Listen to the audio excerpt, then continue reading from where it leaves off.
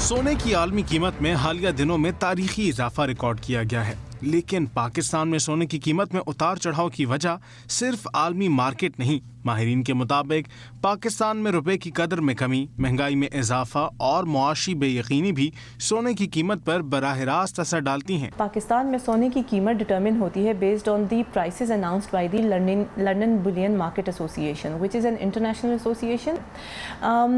वो वाली prices adopt होती हैं पाकिस्तान में और उसके साथ लोकल मार्केट डायनामिक्स ऐड होते हैं, जैसे कि inflation, local interest rates, local demand supply और हमारा जो लोकल ट्रेड डायनामिक्स है। मिसाल के तौर पर $1000 है एक तोले की कीमत, लेकिन वो पाकिस्तान की इकोनॉमी में आके क्योंकि हमारा रुपये ख़राब हो गया पिछले एक साल में तो शायद जनवरी और दिसंबर के बीच में सब इंटरनेशनल प्राइस सेम है, मगर जो लोकल प्राइस है वो बढ़ गई है, रुपये नीचे आ गया है तो कीमत बढ़ गई है। तो ये एक बहुत बड़ी वजह है। सायरा इसरार के मुताबिक मुल्क में डिमांड एंड सप्लाई का तवाजुन बिगड़ना और सोने की बरामदात पर पाबंदी जैसे अवामिल भी कीमतों में इजाफे या कमी का सबब बनते हैं। डोमेस्टिक गोल्ड है वो बाहर नहीं जा रहा, आप एक्सपोर्ट नहीं कर रहे और इम्पोर्ट आ रहा है, तो उसकी वजह से एक इम्बैलेंस क्रिएट होता है ना, तो वो डिटर्मिन करता है आपके वो प्राइसेस ऊपर चली जाती हैं। माहिरीन ये भी बताते हैं कि सोना खरीदते वक्त चंद अहम बातों का ख्याल रखकर नुकसान से बचा जा सकता है। जिस दुकानदार से आप ख़रीदने जाते हैं तो उनको कहें कि एक तो नंबर 1 सोने किस क्रेट का सोना आप ले रहे हैं, 21 है, 22 है, 19 है, 18 है, 24 है, जिस भी क्रेट का, उनको कहें कि वो रसीद पर आपको लिख कर दें। ठीक है।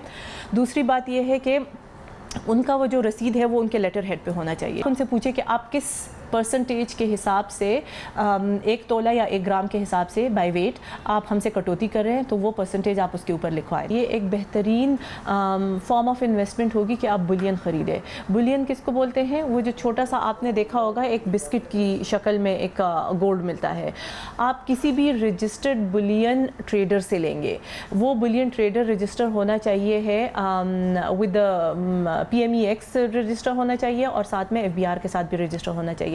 माहिरीन के मुताबिक अगर सोने की कीमतों के तयन के लिए रेगुलेटरी सिस्टम को मौसर बनाया जाए तो कीमतों में इस्तेहकाम लाना मुमकिन हो सकता है।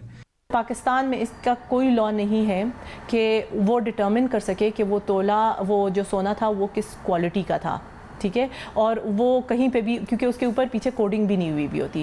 ये रिसर्च रिपोर्ट प्रपोज करता है कि एक centralised Pakistan gold and James authority होना चाहिए जो कि फेडरल लेवल पे हो, प्राइसेस के मेकैनिज़्म को रेगुलेट करे, क्वालिटी के मेकैनिज़्म को इन्फोर्स करे, essaying and hall marking strategy policy बनाए और उसको इम्प्लीमेंट करे।